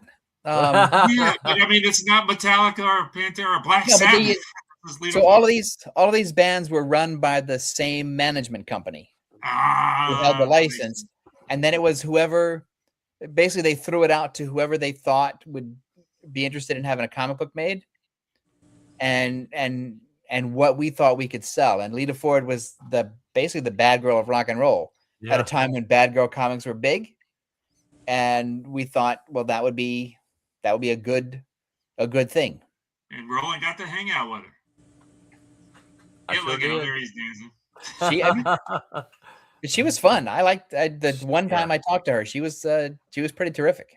Yeah, yeah, and I got to talk to her a couple times because because the story concept was hers, right? I didn't pitch here's what I want to do. She goes, no, here's what I want the story. Here's my concept for the story. I took that and then wrote the idea that was turned it into a comic. Yes. Yeah. And then Jim Ballant drew it. Yes, and then Jim Ballant awesomely drew it. Argo Comics said Lita was in the Runaways with Joan Jett. Yes, she was. Yes. Yeah. And she's And, and really, if you had met her in those days, she is the very definition of the not who you think she would be. Like she's not. I didn't Yes, think of her. right. I didn't think of her as she struck because she had a kid back then, Yeah. a young kid, and she was like a suburban mom who just had a rock and roll day job. yeah. Like she wasn't living like the rock and roll lifestyle, man. Yeah. Yeah. She I was know. she was just like your neighbor. Yep. You Yep. guys got to meet a lot of cool people back in the Malibu days. That's Yeah. very cool. Yeah. Very cool. That's Yeah. why I gotta it's like- find. I gotta find my picture with me and Geezer Butler that I mentioned a couple weeks yeah. ago. Yeah. Well, I sent you my picture of you and Lita, right? You did, yeah. Okay. Yes, you did. Compromising? Yeah. No. It was we were at San Diego San Diego. Comic-Con. Yeah. Yeah. It's me, Lita, and Jim Ballant. We're signing autographs there at San Diego. Yeah. But I've also got Roland one of was you. telling her, Roland, I play drums. Can I join in? Yeah. You need a drummer? Yeah, you need a drummer. That's good. so- Give me a, So my last question, Tom's a two-parter. All right. So you're a cartoonist, but your comic book work, you've always been a writer. You haven't actually drawn No. the comics that you worked on. So what comic artist who is no longer with us would you like to have worked with? Only name one. I know there's a bunch, but the one the most. And then what maybe artist today would you go, you know what? I would really like to work with that artist. It doesn't have to be anything specific project or anything like that. You mean like of old guys, like Golden Age guys, or do you mean like anybody? Golden Age, Silver Age, anyone who's not with us anymore. Somebody that passed. Any I comic agree. book artist that's not with us anymore. Yeah, someone who's I would have liked to work Dead. for Mort Meskin. Mort Meskin. Okay. Yeah. I don't know that name. He's a great DC artist. I think he created or co-created Vigilante, the Cowboy Vigilante. Yep. Oh yeah. And he's got like a very loose sort of limber style. It's very influenced by Eisner, I think. Yep. I think they shared studio. I think he was part of Eisner's studio at some point, or they were Okay. friends or something. Yeah. Meskin is very much in the Eisner, loose-figured, like a brilliant storyteller. Yeah. I would have loved to written for him. Okay. And Yeah, I did. One of the first links I find is from CBR. It says underappreciated artist spotlight. Meskin. Yeah. And- Cool. Yeah. And in the modern era, Yeah. Maybe some and you don't have to answer this if you don't want to, but maybe some book that you found recently and you're, oh man, I would love to do a story with that guy. well, the most recent, the one that I keep coming back to is Parabec. Mike Paraback. Okay, yeah. Mike Wow, he did I the mean, fly. he's no longer with us, but I really liked his work. Genius. I thought he was one of the first of the people who took that Bruce Timm style Mm-hmm. and got regular work in comics. And I really liked I liked everything that he did. I don't think there's any misses with him. Mhm. Yeah. David Ace Gutierrez said he would answer for you, Tom. Bob Oxner. Oh yeah, the DC humor artist. Yeah. He would have Yeah. been. And there's another. I actually thought you might mention someone from like a Mad magazine or something like that. Oh, like a Don Martin kind of guy. Yes, like a Don Or- Martin. I Yeah. love Don Martin. I love Don Martin, but only Don Martin can really write for Don Martin, I think. That's true. That's true. Oxner would have been great too. Yeah. And there's another humor artist. Oh God, I can't think of his name though. But yeah, I mean, any of those guys. Yeah. Well, And very the, cool.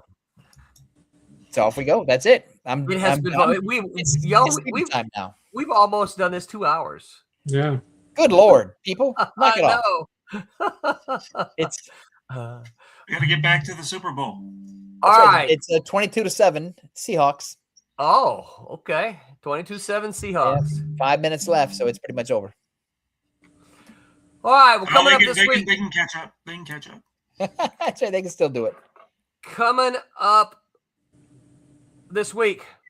On Tuesday, writing comics versus writing novels or film. What's different? Professional comic writers discuss pacing, panel descriptions, collaborations with artists, and why comics are their own storytelling language and not just storyboards. That sounds like a good one. That's on Tuesday. That Silverline show on Tuesday. On Wednesday, Barb will be hosting yet another crazy round robin, another round of zany questions. You've got to tune in on Wednesday to see that one. Zany questions. Yes. And next Sunday, Diamond Comics distributors going belly up, put the hurt on a lot of publishers and left a big hole in the distribution pipeline. Only one person has tried to step up to fill that gap, and that is Philip Russert. Join us next week as we find out about Philbo distribution and why Phil is trying to do something that no one else is. That is next Sunday. Same silver time, Same silver channel. Same silver hair. That's right. All right, Tom.